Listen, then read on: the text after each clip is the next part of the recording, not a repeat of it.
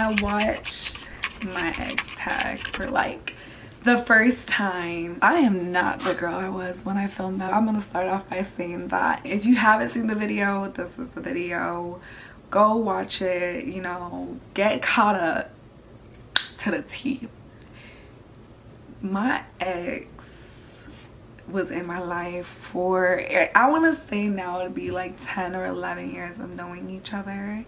I can't believe y'all let me sit up there and film a whole video with this man, which is okay, don't get me wrong. I wanted to do it and I think I needed to do it. Not even I wanted to do it, I needed to make that video, because in that video I kind of really held a lot of my feelings in, because it was more so a video about him and an interview for him.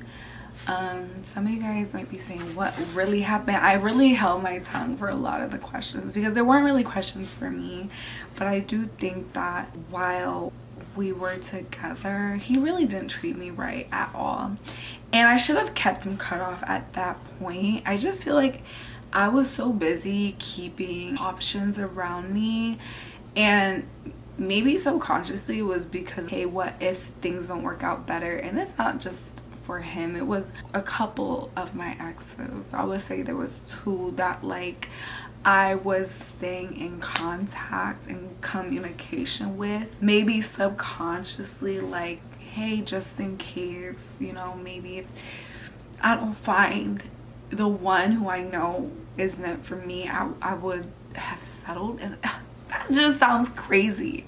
That sounds crazy as hell. I even tell him to this day I don't really consider him an ex of mine, and I don't want to tarnish his name because he is a really great person, and I really hope he finds an amazing love story somewhere else. Not everyone deserves access to you, the new you.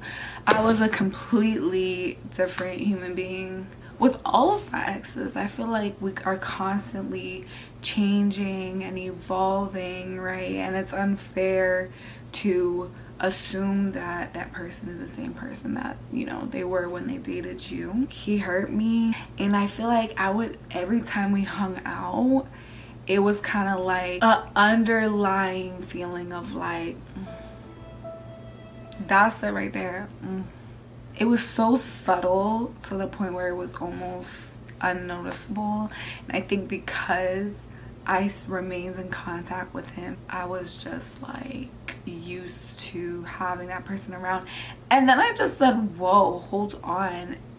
So I'm gonna tell you what happened after. Well, I had a story time about what happened after, but I'm gonna make it very brief. The full story time will be here, but I linked up with another ex, and long story short, the night was horrible. It was one of the funnest and one of the worst nights of my life. I don't know how both of those coincide, and it really put into perspective what it feels like to hang out with an ex. Like, it's nice in the moment, and then after a little, it's like all these feelings come back.